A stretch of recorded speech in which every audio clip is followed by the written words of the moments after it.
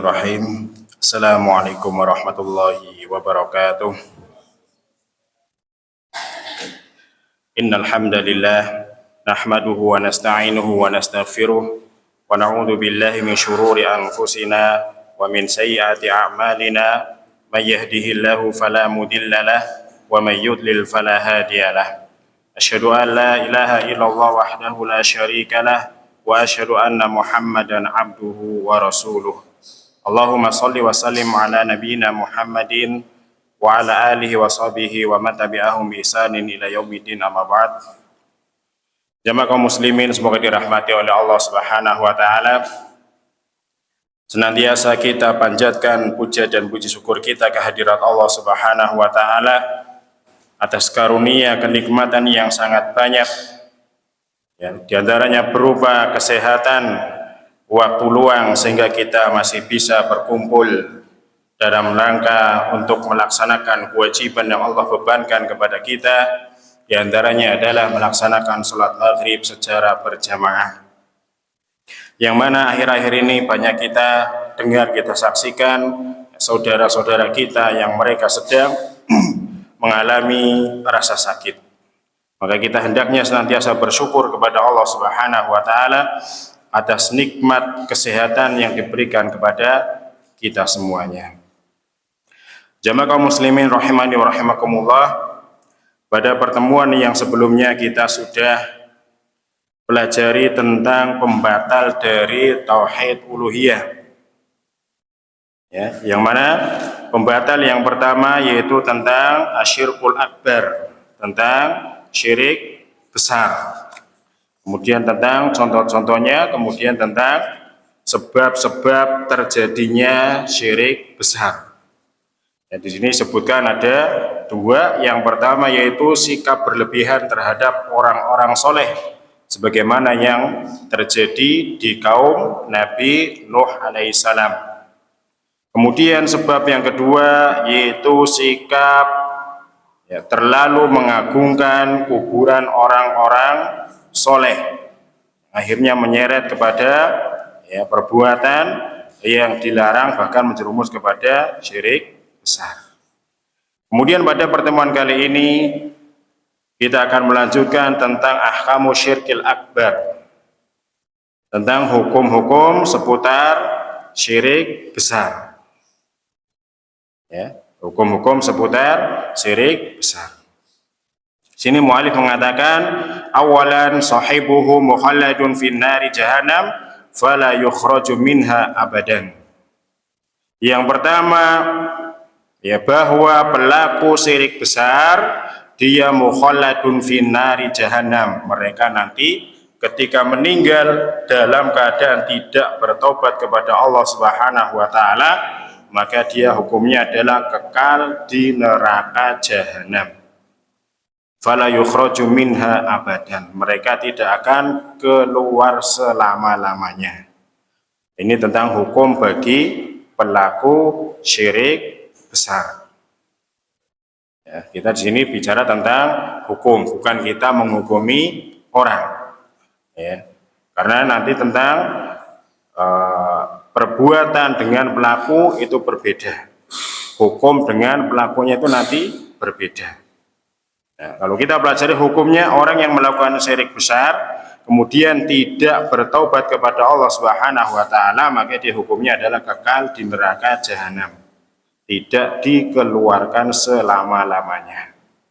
Ya, sebagaimana firman Allah Subhanahu wa taala, innal ladzina kafaru min ahlil kitabi wal musyrikina fi nari jahannam khalidina fiha ulaika hum syarrul bariyah. Allah berfirman dalam surat Al-Bayyinah ayat yang ke-6, sungguhnya orang-orang kafir, min ahlil kitabi wal musyrikin, dari kalangan ahli kitab dan orang-orang musyrik, mereka fi nari jahannam khalidina fiha, mereka kekal di dalam neraka jahanam. Ulaika hum syarrul bariyah, dan mereka adalah seburuk-buruk manusia. Ini hukum bagi pelaku perbuatan syirik akbar. Kemudian kata mu'alif yang kedua, Saniyan sahibuhu la yadkhulul jannata mutlaqan. Pelaku syirik besar dia tidak akan masuk ke dalam surga secara mutlak. Tidak akan dimasukkan ke dalam surga oleh Allah Subhanahu wa taala. Ini maksudnya adalah syirik besar. Ya. Sebagaimana firman Allah Subhanahu wa taala dalam surat Al-Maidah ayat yang ke-72. Allah berfirman, "Innahu may yusyrik billahi faqad harramallahu 'alaihil jannata wa ma'wahu nar wa ma lidzalimina min ansar." Sesungguhnya barang siapa yang berbuat syirik kepada Allah, faqad harramallahu 'alaihil jannah, maka Allah akan mengharamkan baginya surga, wa ma'wahu nar, dan tempat mereka adalah neraka. Diharamkan masuk ke dalam surga, otomatis tempatnya adalah neraka. Wa ma lidzalimina min ansar, dan tidak ada penolong sedikit pun bagi orang-orang yang zalim. Ya, pelaku kesyirikan dinamakan orang yang zalim. Ya, karena sebagaimana kata Luqman kepada anaknya, inna syirka la dzulmun adzim. Sesungguhnya perbuatan syirik adalah kezaliman yang paling besar. Kemudian yang ketiga, salisan sahibuhu la yukfaru lahu. Ya, pelaku syirik besar dia tidak akan diampuni. Ya, tidak akan diampuni. Ya, sebagaimana firman Allah Subhanahu wa taala ya, dalam surat An-Nisa ayat yang ke-48. Allah taala berfirman, "Innallaha la yaghfiru ayyushraka bihi wa yaghfiru ma duna dzalika liman yasha wa may yusyrik billahi faqad iftara isman adzima." Ya, sesungguhnya Allah tidak akan mengampuni ya perbuatan syirik, dan dia akan mengampuni ya selain dari perbuatan syirik lima yasha, bagi siapa yang dikehendakinya. Wa may yusyrik billahi faqad iftara isman adzima. Barang siapa yang berbuat syirik kepada Allah, maka dia sungguh telah melakukan perbuatan dosa yang besar. Yang ketiga, pelakunya tidak diampuni oleh Allah Subhanahu wa taala. Kemudian yang keempat, rabi'an yuhbatu jami'u hasanati sahibihi in mata alaihi min ghairi taubatin. Ya. Seluruh amal kebaikannya akan dibatalkan, akan dihapuskan apabila dia mati ya dengan membawa syirik tanpa bertaubat kepada Allah. Pelaku syirik besar ya, amalannya akan dibatalkan ya, apabila dia meninggal dalam keadaan belum bertaubat kepada Allah Subhanahu wa taala. Ya. Qala Allahu jalla wa ala mukhatiban anbiya'ahu, sebagaimana Allah Subhanahu wa taala berfirman yang asalnya adalah ditujukan kepada para nabi, dan tentu para nabi mereka tidak mungkin berbuat syirik. Tapi kalau seandainya mereka berbuat syirik dan Allah Subhanahu wa taala Maha mengetahui, ya, maka amalan mereka batal. Ya, sebagaimana firman Allah Subhanahu wa taala dalam surat Al-An'am ayat yang ke-88. Allah taala berfirman, "Walau asyraku lahabita anhum ma kanu ya'malun." Kalau seandainya mereka para nabi ya berbuat syirik, lahabita anhum ma kanu ya'malun, niscaya akan batal ya amalan-amalan yang telah mereka kerjakan. Ini seandainya saja para nabi mengerjakan syirik, dan tentu ini tidak terjadi. Seandainya saja mereka melakukan perbuatan syirik, maka amalan-amalan mereka batal. Lalu bagaimana orang yang kedudukannya di bawah para nabi? Kemudian setelahnya, waqala mukhatiban a'dhamal khalqi. Ya, demikian pula Allah Subhanahu wa taala ya mengajak bicara kepada, menunjukkan kepada manusia yang paling mulia, yaitu Nabi kita Muhammad SAW. Ya, Allah Ta'ala berfirman, la in asyrakta la yahbatanna 'amaluk wa la takunanna minal khasirin. Ya, dalam surat Az-Zumar ayat yang ke-65, ya, Allah berfirman kepada Nabi kita Muhammad Shallallahu Alaihi Wasallam, kalau seandainya Rasul berbuat syirik, dan ini kembali tidak mungkin ya terjadi kepada Rasul Shallallahu Alaihi Wasallam. Kalau seandainya lain asrokta, kalau seandainya engkau Muhammad berbuat syirik, layah batona amaluk, niscaya amalan-amalan kamu akan batal, akan hangus. Walatakunanna minal khasirin, dan tentu akan kamu akan menjadi orang-orang yang merugi. Ya. Jadi para nabi dan rasul dan juga nabi kita yang mulia Muhammad Shallallahu Alaihi Wasallam, seandainya saja ya mereka berbuat syirik, maka amalannya akan batal. Kemudian kata penulis, walihada fa ini uhadiru minasyirkil akbar. Maka dari ini ya saya, kata penulis Syekh Ahmad Najjar hafizahullah, ya, beliau mengatakan, saya memperingatkan dari perbuatan syirik besar. Li'ana awaqibahu wahimatun, karena bahayanya yaitu sangat besar. Wala yumkinu li ahadin an yahdara syirka ila ba'da ma'rifatihi. Dan seseorang itu tidak mungkin untuk menghindari dari perbuatan syirik kecuali kalau dia ya mengetahui tentang apa itu syirik. Dan bagaimana cara kita mengetahuinya, yaitu dengan cara belajar. Dan ini faedah ya, agar kita senantiasa untuk menuntut ilmu. Ya, untuk menuntut ilmu terutama yang berkaitan dengan masalah tauhid, dengan masalah akidah, agar kita terhindar dari perbuatan-perbuatan yang dapat menggugurkan amalan-amalan kita. Ya, wajibnya untuk senantiasa mempelajari ilmu. Sebagaimana kata Imam Ahmad rahimahullah, beliau sudah menjadi imam besar. Ya, kemudian ditanya oleh para sahabat-sahabatnya, wahai imam, sampai kapan engkau akan belajar? Padahal engkau sudah menjadi orang besar. Maka beliau mengatakan, ya, sampai ajal menjemput. Maka demikian pula kita berusaha untuk senantiasa ya, mengikuti jejak para salaf, untuk senantiasa mempelajari ilmu agama, meskipun terkadang materinya sudah sering kita dengar, sudah sering bolak-balik, bahkan kita sudah paham, lebih paham daripada yang menyampaikan. Ya. Tapi kata para ulama, ya, fil i'adati, ya, dalam pengulangan pelajaran itu ada faedah. Ya. Dalam pengulangan pelajaran itu ada faedah-faedah yang lain yang terkadang kita belum dapatkan. Ya, maka di sini senantiasa kita untuk berusaha untuk terus menghadiri majelis ilmu, terutama majelis ilmu yang sifatnya adalah rutin. Ya, karena itu termasuk pondasi. Itu tentang keadaan hukum-hukum seputar syirik besar. Yang pertama, pelakunya dia akan kekal di neraka dan tidak akan keluar. Kemudian yang kedua, ya, pelakunya tidak akan masuk ke dalam surga secara mutlak.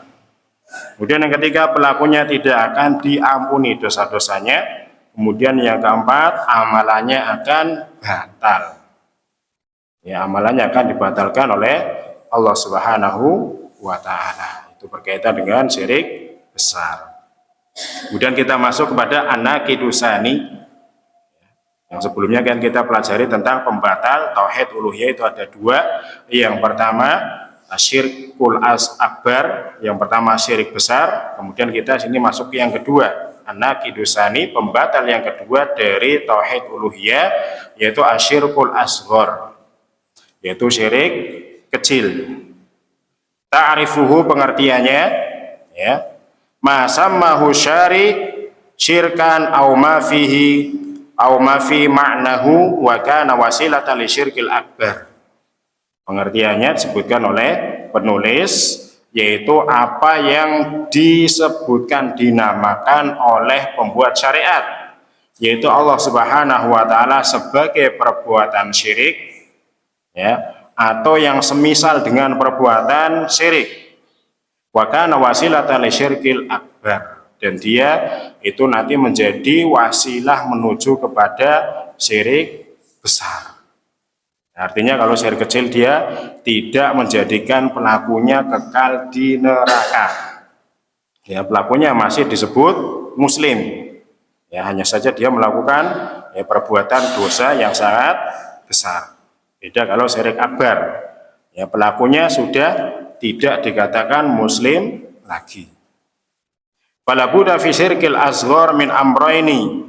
Ya, maka syirik asghar itu terbagi menjadi dua. Al-awal an yusamiyahu syari syirkan aw ma fi ma'nahu kal kufri wa ja'alahu minat tandidil asghar. Ya. Yang pertama yaitu Allah Subhanahu wa taala menamakannya sebagai perbuatan syirik atau yang semakna dengan syirik, seperti kal kufri, seperti perbuatan kufur. Au ja'alahu minatan didil asghar, atau menjadikan tandingan kecil.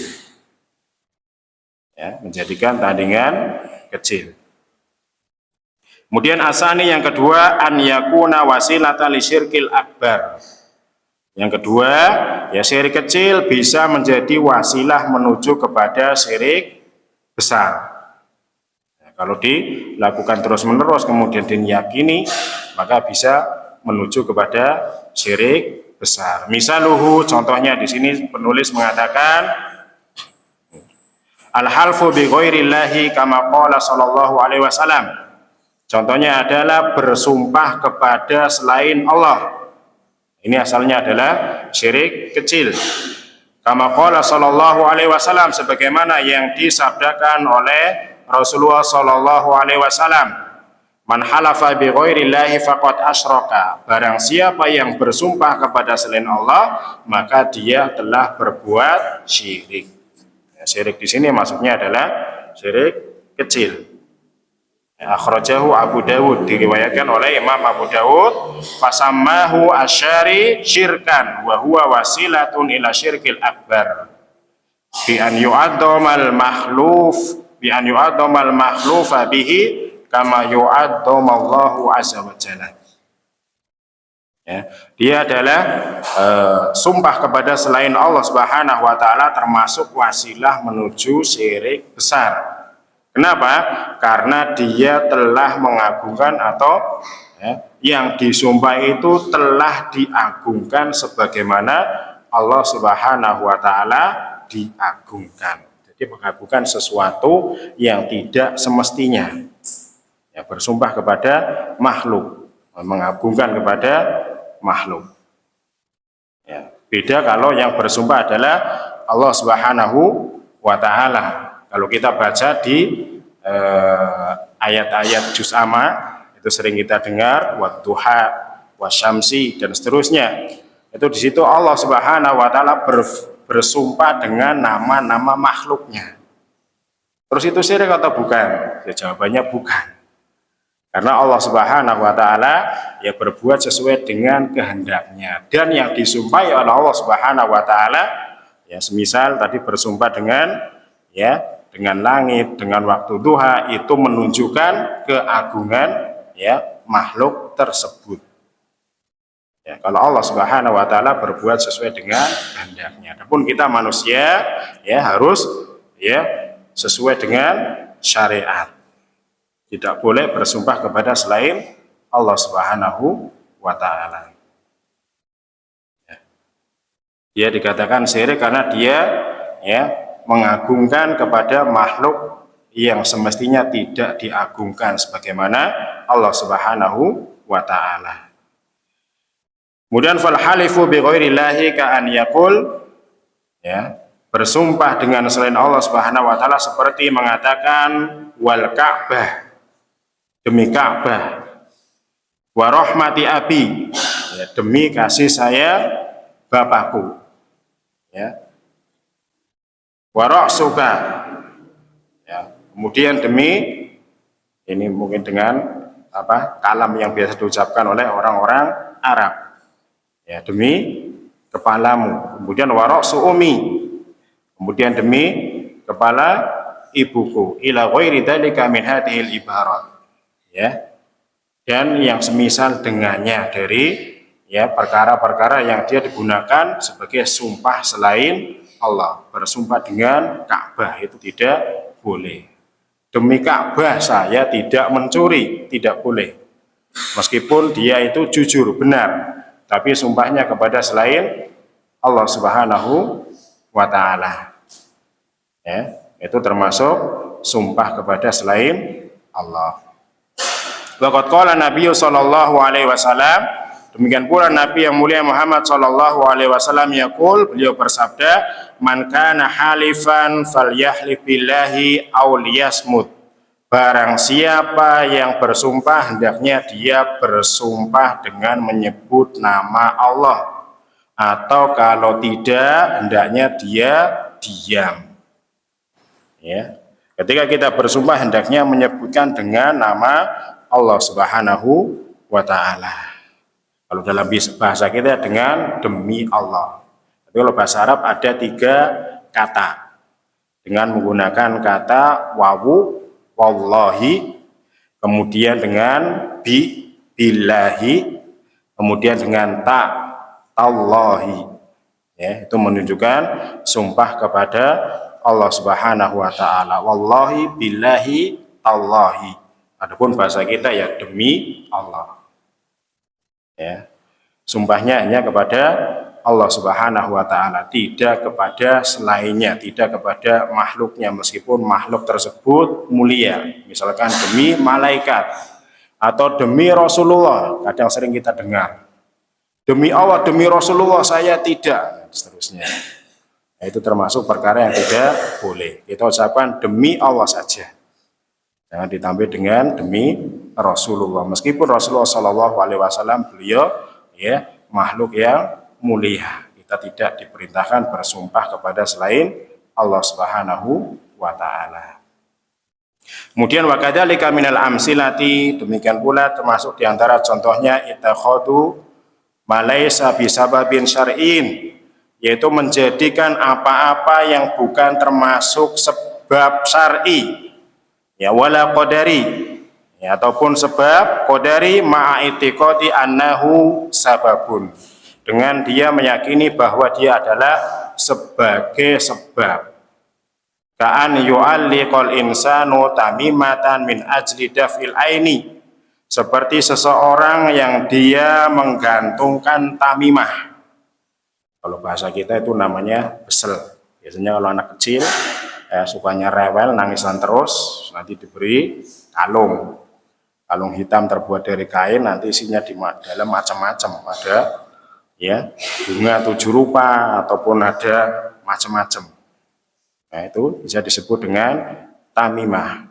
Dia meyakini ya dengan tamimah tersebut sebagai sebab dari penghilang penyakit ain atau anak rewel, yang mana syariat Islam itu tidak menjadikan sebagai sebab. Ya, ini termasuk tidak boleh. Ya. Dulu pada zaman Rasul Shallallahu Alaihi Wasallam ada salah seorang sahabat menggunakan ya seikat gelang. Kemudian ditanya oleh Rasul Shallallahu Alaihi Wasallam, mahadihi, apa ini wahai fulan? Maka sahabat tersebut mengatakan minal wahina. Ini termasuk pencegah dari penyakit panas. Ya, dia memakai gelang dengan meyakini dengan memakai gelang tersebut nanti penyakit panasnya bisa reda. Kan nggak ada hubungannya ya, penyakit panas pakai gelang, nggak ada hubungannya. Ya, maka kata Rasul Shallallahu Alaihi Wasallam, inziha, buang. Ya, fa inna laumita wa huwa alaika ma'aflah ta'abadan. Karena sesungguhnya kalau engkau meninggal dan kamu masih meyakini perbuatan tersebut, maaflah ta'abadan, kamu tidak akan ya selamat selama-lamanya. Ini termasuk perbuatan yang dilarang. Zaman sekarang masih banyak anak-anak kita ya yang ketika dia rewel kadang-kadang dipakaikan peniti. Peniti nanti ada biji-bijiannya atau apa, atau biasanya itu kalung terbuat dari kain, nanti dalamnya ada isi-isiannya. Itu termasuk tamimah yang dilarang. Terus gimana solusinya kalau anak nangis terus? Ya, pertama bawa ke dokter dahulu, dicek mungkin ada yang sakit atau ada penyakitnya, atau kalau enggak ada ya kita berusaha untuk membentengi dengan doa-doa yang disyariatkan oleh Rasul Shallallahu Alaihi Wasallam.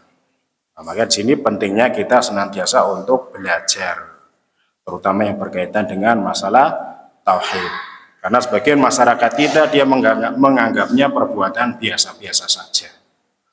Ya, padahal itu termasuk ya sarana wasilah yang dapat menjerumuskan kepada perbuatan syirik besar. Kalau dia meyakini dengan gelang tersebut atau kalung tersebut ya menjadikan sebagai pencegah dari anak rewel.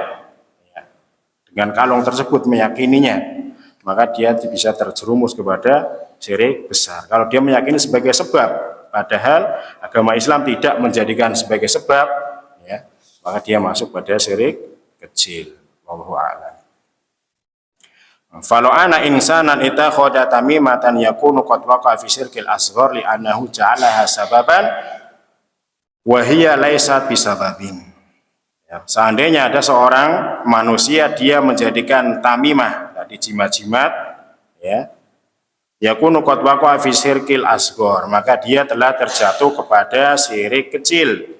Li'annahu ja'alaha sababan, karena dia telah menjadikan tamimah tersebut sebagai sebab, wahiyya laisat bisababin, padahal dia bukan termasuk sebagai sebab yang diperintahkan oleh agama, oleh syariat. Ya, kalau ada orang alasannya ini kan hanya sebagai sebab saja, maka kita lihat sebabnya itu diperintahkan ya dalam syariat kita atau tidak. Nah, kalau sakit diperintahkan untuk berobat, itu ada perintahnya. Ya. Adapun kalau panas untuk menggunakan gelang, menggunakan kalung itu tidak ada perintahnya. Kemudian kita masuk kepada ahkamu syirkil asghar. Masuk kepada hukum syirik kecil. Awalan yang pertama, yu'adabu sahibuhu finnari summa yukhraj. Ya. Fala yukhaladu fi nari jahannam. Ya, hukum seputar syirik kecil yang pertama, pelakunya itu akan diadab, disiksa di neraka, hanya saja dia summa yukhraju, kemudian dia akan dikeluarkan. Fala yukhaladu fi nari jahannam. Ya, dan dia tidak kekal di dalam neraka. Ya, tapi di sini nggak boleh kita untuk jadikan alasan, oh berarti nggak apa-apa, ujung-ujungnya kan nanti akan dikeluarkan dari neraka, nggak boleh ya. Kita beranggapan seperti itu ya, karena ya seringan-ringannya neraka sebagaimana sudah kita ketahui, yaitu seorang yang memakai sendal dari neraka, kakinya memakai sendal, kemudian kepalanya, otaknya langsung mendidih ya, itu hukuman yang paling ringan. Apalagi kalau sini perbuatan syirik, walaupun syirik kecil, maka dia akan disiksa oleh Allah Subhanahu wa taala sesuai dengan yang Allah Subhanahu wa taala kehendaki. Ya. Waktunya bisa 1000 tahun, 2000 tahun atau sesuai yang Allah kehendaki. Maka kita tidak boleh beralasan ya bahwa syirik kecil nanti kan ujung-ujungnya akan dikeluarkan dari neraka, tidak boleh. Ya. Itu yang pertama. Pelakunya akan disiksa di neraka, kemudian setelah Allah menghendakinya ya dia akan dikeluarkan dan tidak kekal.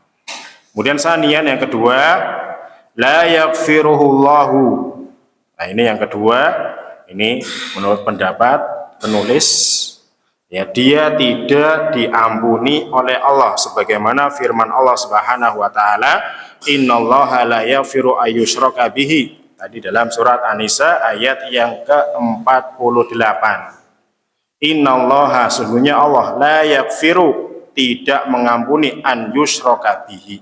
Nah, kalau kita sini belajar bahasa Arab, an bertemu dengan fi'il mudhari. Itu nanti berubah menjadi masdar takwilan. Sudah belajar belum nih bahasa Arab? Ya. Jadi nanti ada ya fi'il mudhari yang kemasukan an. Ya, an kemasukan fi'il mudhari itu nanti menjadi masdar takwilan. Ya. Masdar nanti berubah menjadi nakirah. Kemudian nakirah fi siyaqi nafi tufidul am. Ya, isim nakirah dalam kalimat yang bentuknya nafi itu maknanya adalah umum. Innallaha la yaghfiru, Allah tidak akan mengampuni an yusroka.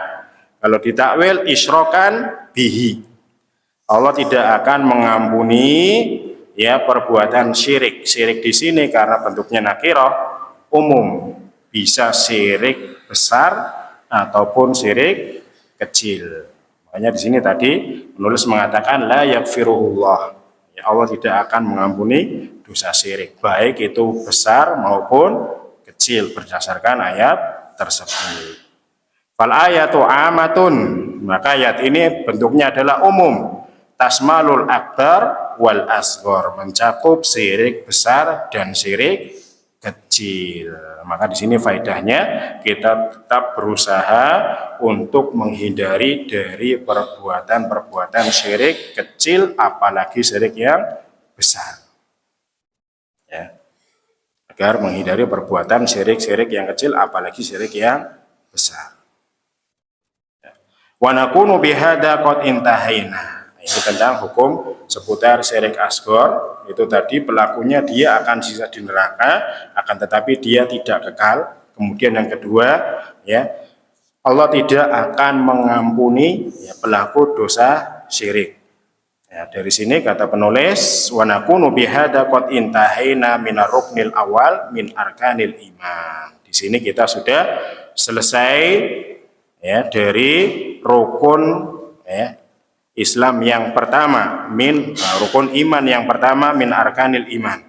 Kita sudah selesai mempelajari dari rukun iman yang pertama, yaitu iman kepada Allah, mencakup rububiyahnya, asma wa sifat, kemudian yang terakhir adalah uluhiyah.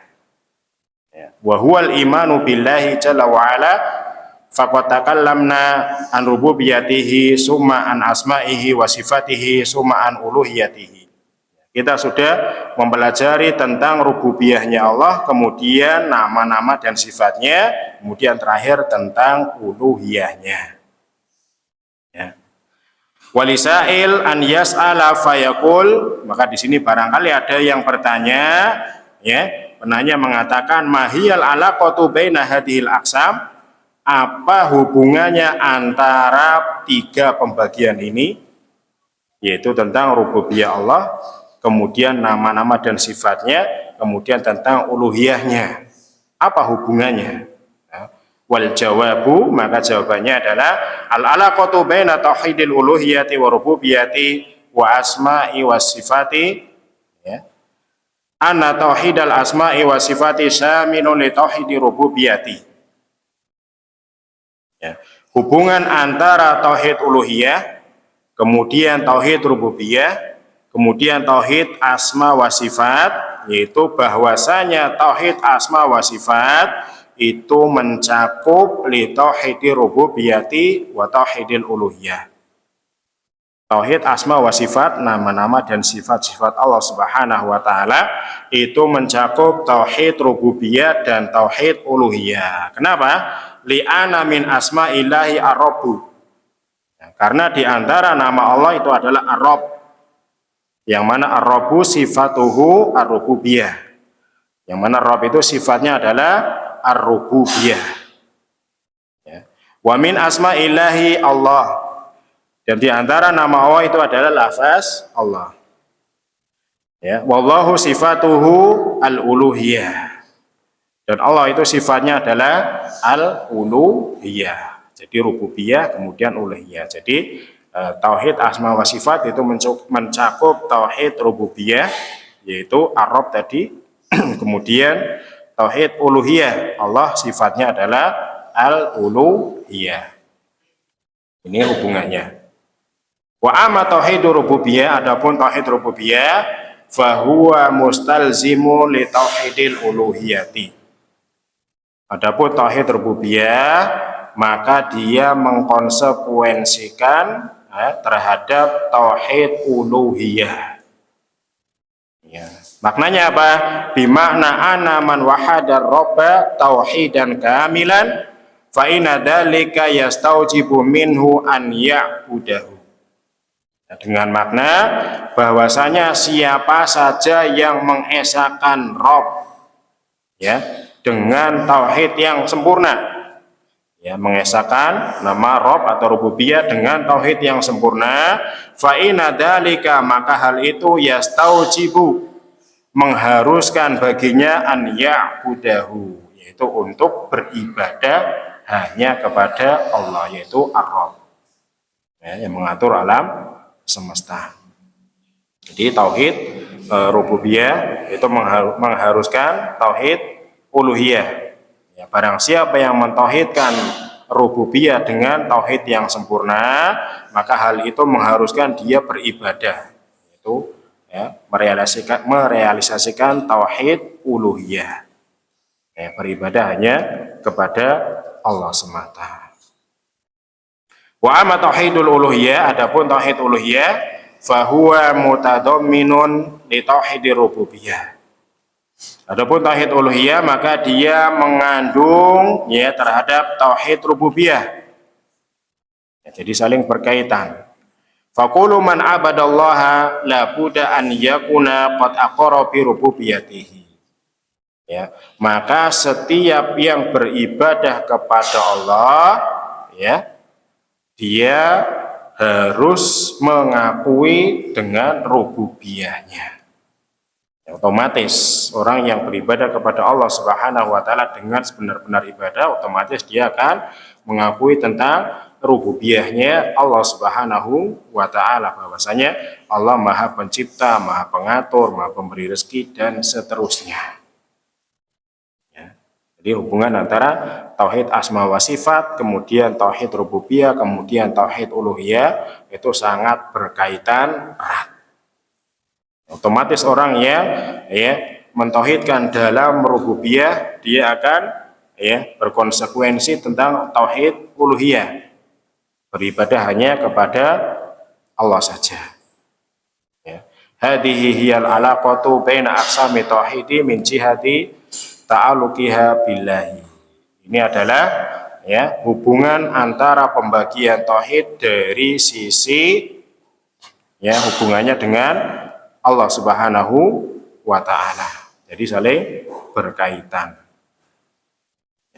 Kemudian wahunaka alaqatun ukhra, di sana ada hubungan yang lain min jihadil abdi, dari sisi seorang hamba, wahiyya talazumu, ya, yaitu saling, ya, berkaitannya. Fayajibu 'alal 'abdi an ya'tiya bi tauhidir rububiyyati wa bi tauhidil uluhiyyati wa bi tauhidil asma'i was sifati.